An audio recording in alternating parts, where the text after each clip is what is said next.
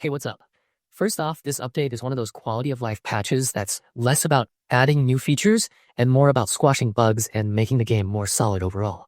It dropped on February 25th, 2026, and it's rolling out across everything from PC and consoles to mobile and handheld devices, which means that pretty much everyone who plays Minecraft Bedrock Edition is going to see it sooner or later. Unlike the big content drops we've seen earlier this year with major new mechanics or changes, this one is all about stability and fixing issues that were affecting players after the last big release. The core focus of this patch is addressing a particularly annoying problem involving add-ons. If you're someone who uses custom add-ons, mods, or marketplace content, you might have noticed crashes or even missing textures when you were trying to load into your worlds or adventures.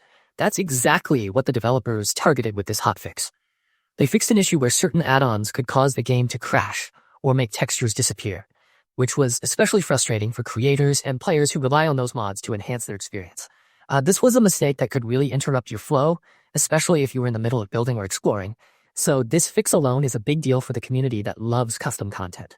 In addition to the add-on crash fix, this patch also brings in some general stability improvements and performance enhancements. Now, these aren't the kinds of things you can point to right away and go, wow, look at this new thing. But they're the backbone of making sure the game runs smoothly for you. Stability fixes help reduce unexpected disconnects, freezes, and other hiccups that can break immersion or even make you lose progress. And performance improvements mean better frame rates, fewer stutters, and an overall smoother experience, whether you're on console, PC, or a mobile device. Those subtle enhancements really matter over time, especially when you're spending hours exploring, building, or surviving in your Minecraft worlds. Something else worth noticing about this particular update is that the download size is relatively small compared to full-blown content updates. That's because the focus here isn't on adding new blocks, mobs, or game mechanics.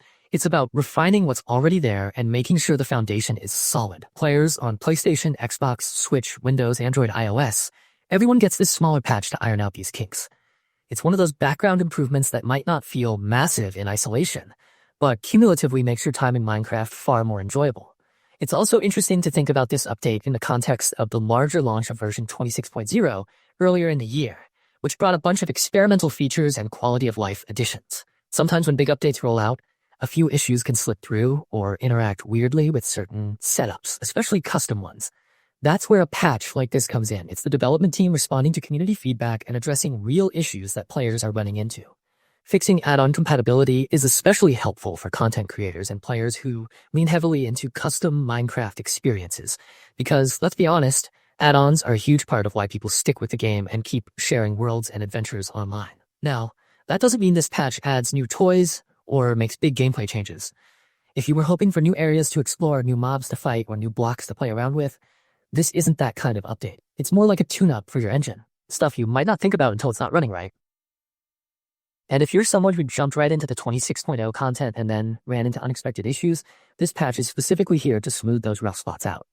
Let's go a bit deeper into the specific fixes so you really understand what's been addressed. The main headline issue was the add-on crashes and missing textures. This was logged internally under an identifier, MCPE 235929, and it was causing some players' games to crash unexpectedly when certain add-ons were loaded. That could happen in worlds you've created yourself or worlds you've downloaded from other players, especially if those worlds relied on custom textures or behavior packs that weren't lining up with how the game was interpreting them. The fix in this patch stabilizes that behavior so the game doesn't suddenly crash or fail to load those assets. Beyond that, while not explicitly called out in the official changelog, reports from players and follow-up coverage also reference general improvements to performance and stability in other areas.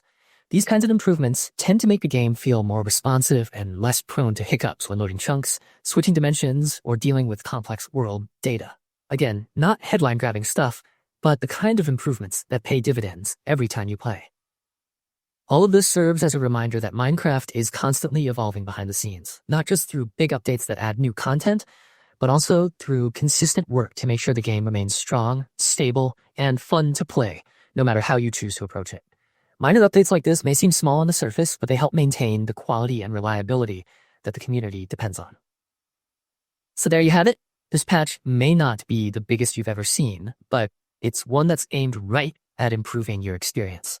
If you're someone who builds with add-ons or plays worlds created by others, this one's going to make your sessions more reliable and less frustrating.